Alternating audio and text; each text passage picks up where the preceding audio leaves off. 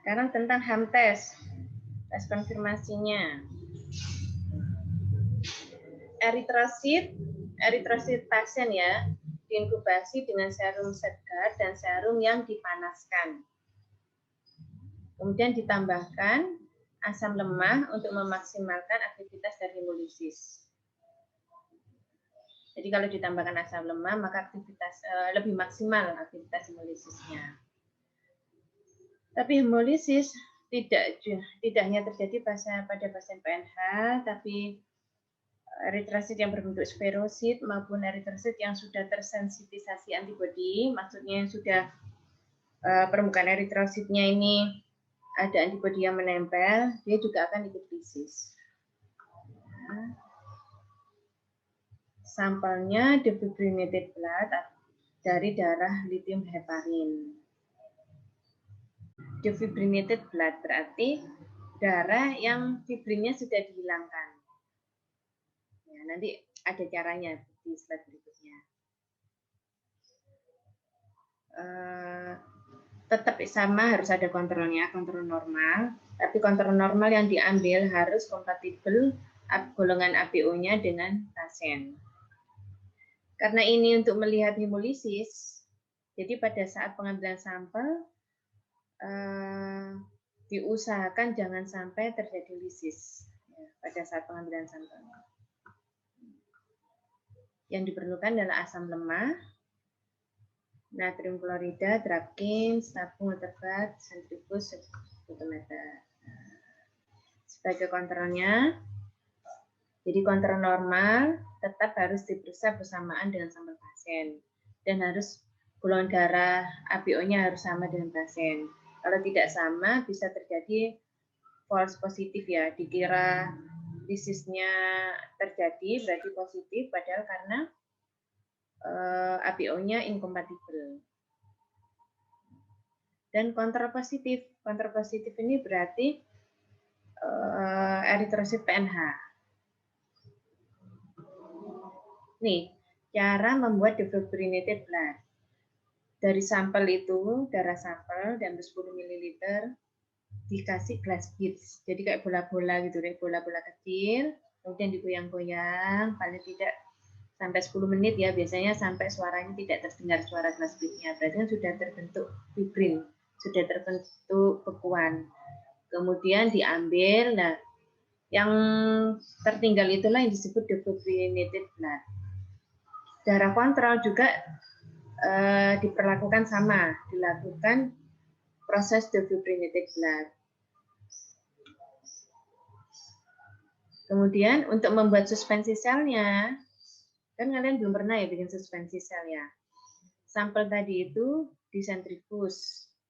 Setelah disentrifuge akan terbentuk endapannya sama plasma ya di atasnya. Kemudian supernatannya dibuang. Dibuang sebersih mungkin, kemudian dicuci. Caranya dicuci itu kasih NaCl deh. Kasih NaCl sebanyak-banyaknya, kemudian dihomogenkan lagi, disentrifuge lagi, supernatannya dibuang lagi. Diulangi 2-3 kali.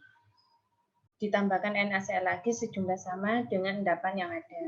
Jadi sudah dengan seperti itu dihomogenkan sudah jadi suspensi sel 50%. Nah, kemudian serum yang dipanaskan tadi dipanaskan selama 30 menit pada 56 derajat Celcius. Tujuannya apa? Untuk menginaktifkan komplement. Jadi supaya komplement pada serum itu menjadi tidak aktif. Jadi sebagai kontrolnya adalah tabung keempat 56. Kita lihat tabung 456. Yang tabung keempat isinya heated serum, berarti serum tapi komplemennya tidak aktif. Ada asam lemah sama sel pasien. Jadi meskipun ada sel pasien, meskipun dikasih asam yang tujuannya untuk memaksimalkan aktivitas hemolisis, tapi kalau tidak ada komplement maka tidak akan lisis. Jadi normalnya pada tabung 4 ini tidak akan terjadi lisis karena komplemennya sudah diinaktivasi.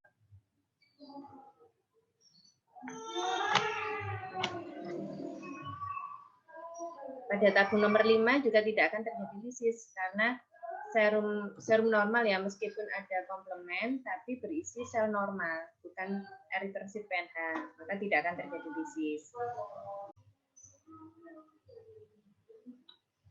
Ini kan ditambahkan asam ya, jadi kan aktivitas hemolisisnya harusnya maksimal ini, ada asam. Dan serumnya normal, bukan serum yang dipanaskan, berarti komplemennya ada. Kenapa tidak lisis?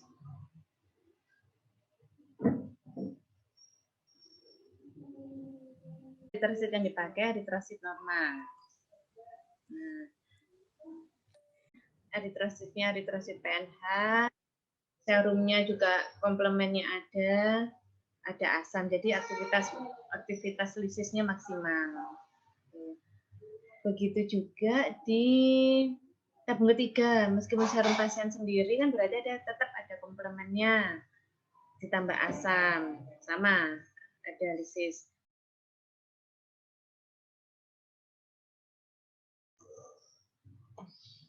Tabung kedua ini bisa terjadi lisis, tapi bisa jadi lisisnya tidak maksimal ya, karena tidak ada penambahan asam. Penambahan asam tujuannya untuk memaksimalkan aktivitas lisis. Ya, jadi kalian tahu bagaimana patofisiologi pada masing-masing tabung. Jadi nanti waktu interpretasi hasilnya bisa. Setelah diisi semua tabung ini, diisi seperti ini, kemudian dihomogenkan. Inkubasi 37 derajat selama 1 jam. Terus di sentrifuge dilihat ada lisis atau tidak.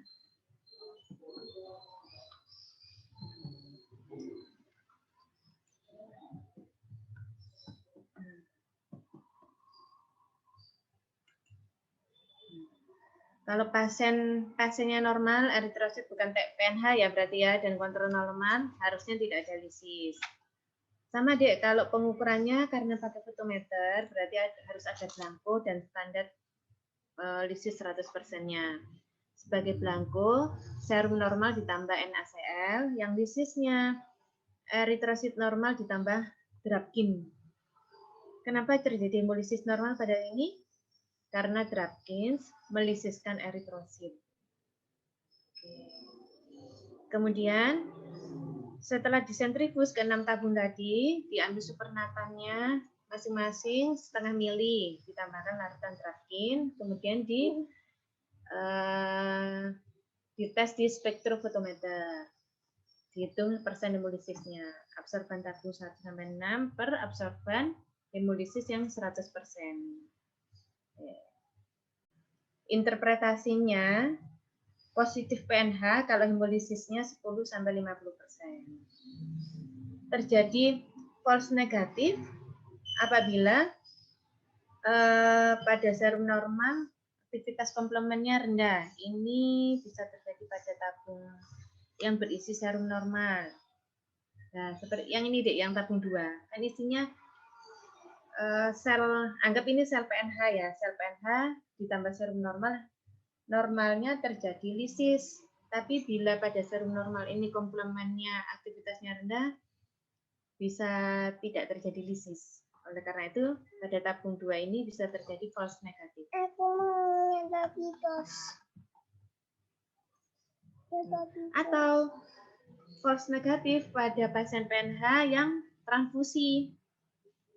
Karena ketika transfusi dia ketambahan eritrosit normal kan, akhirnya seakan-akan tidak terjadi lisis atau sedikit hemolisis.